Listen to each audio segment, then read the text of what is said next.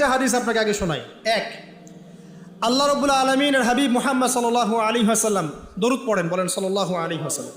তিনি বলছেন যে আল্লাহর এমন কিছু বান্দা আছে যারা জান্নাতে প্রবেশ করবে, যাদের অন্তরটা হবে পাখির মতো নরম। কার মতো? পাখির মতো। একটা হাদিস শুনলেন।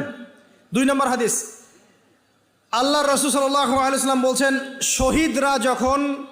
শহীদদের আত্মা যখন আল্লাহর কাছে পৌঁছায়, আল্লাহ রাব্বুল আলামিন সেই আত্মাগুলোকে সবুজ রঙের কিছু পাখির মধ্যে প্রদান করেন এবং সেই পাখিগুলো আরশের নিচে লণ্ঠন আছে, এখানে বসে থাকে এবং তারা জান্নাতের যে কোনো জায়গায় যায়, ঘুরে খাবার খায়, আবার ফিরে আসে। আল্লাহ পাক তাদেরকে বলেন যে তোমরা কি চাও, তোমরা কি চাও? শহীদরা কিচ্ছু বলতে পারে না। কি চাইবো আল্লাহ, এত নিয়ামত দিয়েছেন, কি চাইব? যখন আল্লাহ বারংবার প্রশ্ন করতে থাকেন, তোমরা কি আর কিছু চাও, তোমরা কি আর কিছু চাও, তোমরা কি আর কিছু চাও, তখন শহীদরা শেষে বুঝে যে আমাদের কিছু না কিছু তো বলতে হবে এখন। তখন তারা বলে, হে আল্লাহ, আমরা আরও একবার পৃথিবীতে যেতে চাই এবং তোমার পথে জীবন দিয়ে আবার ফিরে আসতে চাই।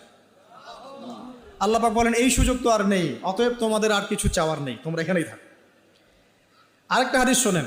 রাসূলুল্লাহ সাল্লাল্লাহু আলাইহি ওয়াসাল্লাম বলেছেন, এই হাদিসটা ওমর রাদিয়াল্লাহু আনহু থেকেও এসেছে, যে